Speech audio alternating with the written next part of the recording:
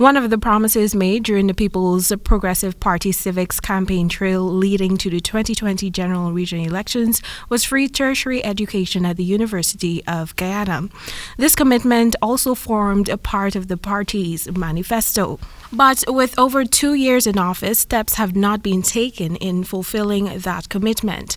This reality is not sitting well with the People's National Congress Reform, whose members voiced the alleged cries of thousands of students enrolled at the institution who are burdened by fees. Speaking during his weekly press conference was opposition leader Aubrey Norton, who reminded that enshrined in the Constitution of Guyana, Article 27, is the right to free education for all Guyanese from nursery to university, as well as non-formal places where opportunities are provided for education and training. While demanding that the University of Guyana must be made a free institution immediately, the opposition leader reiterated a call for student stipends to assist with internet, transportation, and other expenses not included on the university invoices. We will work with the University of Guyana administration on initiatives to produce a regular stream of competent graduates to serve in the oil and gas sector and more generally to meet the needs of a rapidly evolving Guyanese economy for other skills. But as government, we will go further.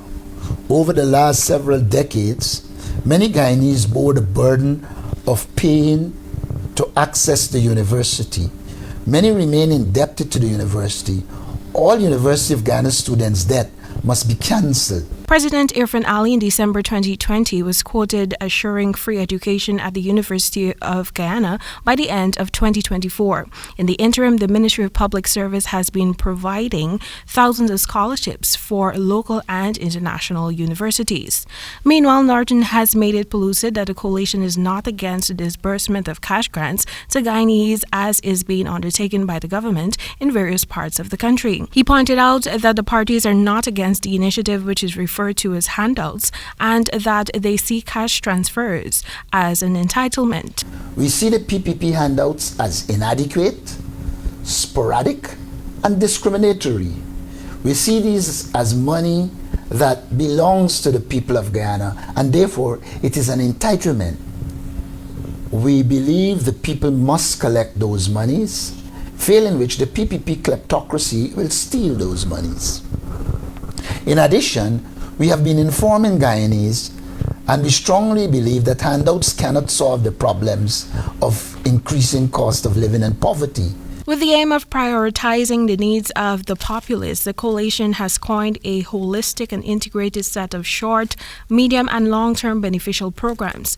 The programs include regular direct cash transfers, fuel, transportation, and electricity subsidies, as well as soft loans and grants for small businesses. Timeka Rodney reporting for the HGB Nightly News.